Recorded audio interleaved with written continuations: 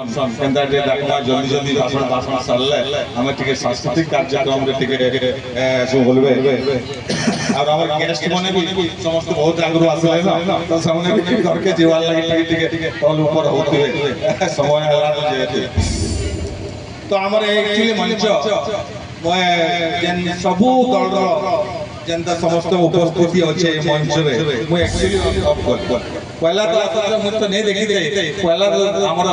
ये मोहन माझी आ तांकर हमर प्रधानमंत्री एतरे तांकर पोस्टर लागि छै प्रथम मंच ऊपर लागि तो ये भारतीय जनता पार्टी हमर चेयरमैन अच्छा हमारे बाबू देखी बिजू जनता दल के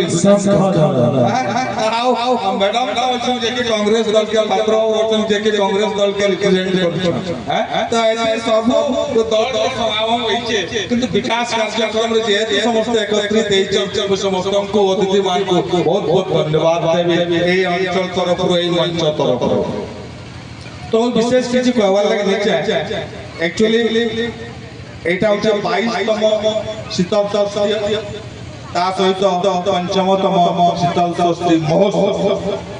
तो एई महोत्सव रो कमिटी मान आयोजक मान धन्यवाद देबी सेमने बहुत परिश्रम करी करी ए महोत्सव के आगे नेउछ